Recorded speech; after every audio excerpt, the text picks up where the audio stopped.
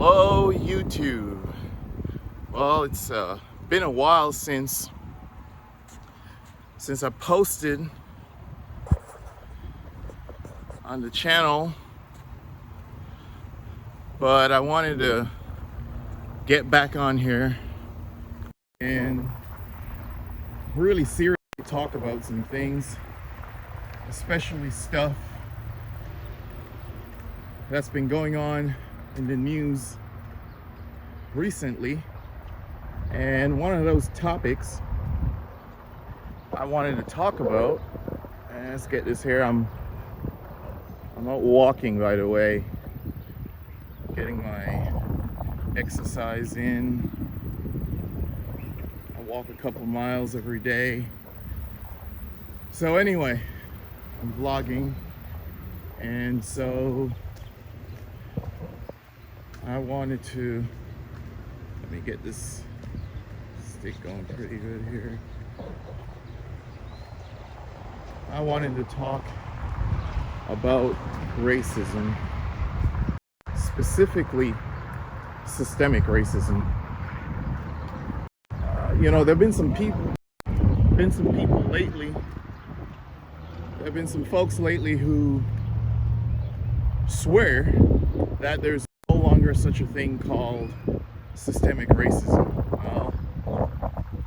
You know, and the funny thing is, the people who are claiming that there is no longer systemic racism are people who would never experience any type of racism, more likely than not, right?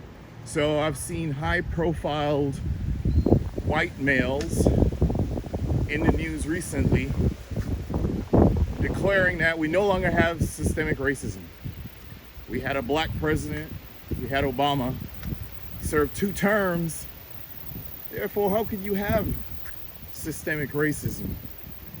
Claiming that systemic racism has disappeared. It's gone, it's been gone for years. Well, let's take, for example, the prison or the pipeline prison situation that we have as an example, as we're going to talk about systemic racism. Why is it that for the longest while, you know, let's just pick the last, 30, 40 years, that black people, especially black men, have been sentenced to prison or jail or whatever the situation is, but have been sentenced to prison for longer terms than their white counterparts, right? Why is it that these, and this is something that I've studied, by the way, I'm not just talking because I can talk, but it's clear, the data shows it, there have been a lot of reports about it. That is systemic racism. When you can commit the same or a very similar crime, appear in the same courtroom in front of the same judge, and get a longer sentence than someone else just because that person is white, then that is systemic racism, and systemic racism has not gone anywhere. Another area you could see, and the way how the prison situation affects, the domino effect of it is, what happens is when you have people going to prison, a lot of times their dads, you know, their fathers, and so they're not there to care for their kids, right? They're not there to care for their kids anymore, and they're missing from the communities, they're missing from their families. Economically, that has had a huge impact on the black community, right? So economically, that has had a huge impact on the black community. So let's just look at it from that perspective. Now think of it also from the perspective that this person has not been in the life of their child. So they've not been able to be in their child's life. younger brothers, sisters, whatever. So that guidance is missing now because that person is. Well, here goes the plane.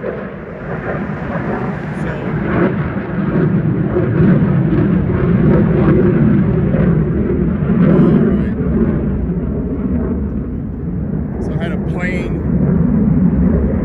going over my head, so I had to pause for a while. But what has happened is they're missing as role models. So you had men taken out of their communities, and now they're missing as role models in the lives of their kids, their family members. And so that is another problem with the whole idea, and not just an idea, but the reality, right? That's a pure example of the reality now of systemic racism. So we have the economic impact, which runs deep, by the way, and it runs for generations, it runs for years. And so one of the reasons why we have black households having such low net worths is because of systemic racism, because black families have not been able to amass generational wealth the same way that white families have been able to amass generational wealth. And so that's why you see a lot of black families are poor. It's because of the prison pipeline situation and having these men, a lot of times men in prison, not just for maybe some crimes they've committed, but a lot of times innocently convicted, right? Not getting a fair shake in front of juries who are prejudiced, heavily biased by their beliefs, their perceptions of a black male. So that is an area of systemic racism that still needs to be addressed. The other area where we see it is in education. Because what happened is black folks for a long time were not educated in a similar way as white folks. They just didn't have the same types of schools and the same resources pumped into these schools to be able to help them. So you have it economically, and of course educationally, it's going to eventually become an economic problem as well, when people are not afforded the same types of teachers, the same types of classrooms. It depends on the neighborhood that you live in, depends on the type of education you're going to get. And typically if you're in a poor community, a poorer neighborhood, your public school is not going to be as good as the one that is in some districts, some locations. So look, systemic racism is still here. It's in corporate America, still is, and was prominent more than it perhaps is now, but was prominent for the longest while. And we see the example of it when you look at Colin Kaepernick. Kaepernick took a knee for what he believed and what any reasonable person will conclude was for a just cause. And look at what he was dealt with. Look at the blows he got from corporate America and corporate in terms of the NFL and how they handled that. And now you have Roger Goodell apologizing. While the apology is good and saying, well, maybe he should get a job or whatever the case is. Oh man, it's like, it's like you do so much to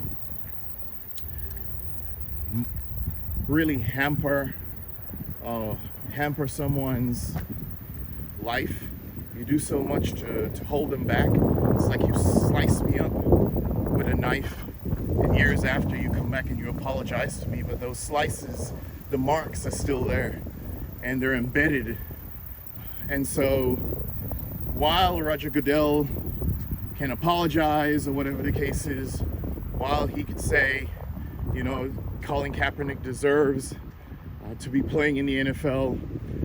It's funny how folks say things when they're pressed to say it. Why didn't you stand up when it was the right thing to do, if you knew it was the right thing to do 2, 3, 4 years ago? Only when you realize that history is no longer on your side, that is when you say, this is the right thing to do. Well, it's easy for a lot of people to try to get on the right side of history when it seems like it's the popular thing to do and you want to join the bandwagon. But when it doesn't seem like it's the popular thing to do and you're trying to protect your own interest and you cower to pressure from certain people, then it's not as noble when you speak up now. So, you know, it's a tough deal with Kaepernick, and we'll see how that works out. But the whole idea is systemic racism, it's still here. It hasn't gone anyway. And it's really strange that you have powerful white men in society right now standing up and saying that systemic racism, we no longer have systemic racism in America. Well, you've probably never experienced racism in the first place. So who are you to tell a black person about systemic racism when you've never experienced racism, right? So if I've never been poor, I don't care how many social experiments I do, I'm never gonna know what it is to be poor, you know? And so it's interesting how these folks could say, well, it's not here anymore. We had a black president for 8 years. You know, we've got a couple people in high positions or whatever the case is, so it's not here anymore. That's a joke, right? That is an absolute joke. Anyway, so I just wanted to get on here and say this. I'm about to finish my walk. Systemic racism is alive and well. We see it in the police force. We still see it in corporate America. We see it in education. We see it in a lot of different areas. It has not gone anywhere. We see it in the judicial system, in the court system, in terms of how people are treated for the same crime. And it's just amazing how people who've never experienced racism are going to want to tell people who more than likely have experienced it that it's no longer here. Anyway, do me a favor, please hit that like button, subscribe. I'm gonna be back on YouTube now. At first, when I started YouTube, it was, I think I'm gonna do YouTube. Now I really have a passion for YouTube. It provides a platform for me to really be able to educate you and motivate my subscribers for all of us to want to do the right thing so that we all could learn from each other. I'm here to learn from you. Please leave your comments, please subscribe, please share the video. I'm on a goal now to actually create a platform to be able to educate people, to be able to give back, and to be able to do some positive things in this world. Thank you very much for watching. Don't forget to subscribe. Don't forget to share. Don't forget to hit the like button. Join me on this ride, and I'll see you. Thank you. Bye.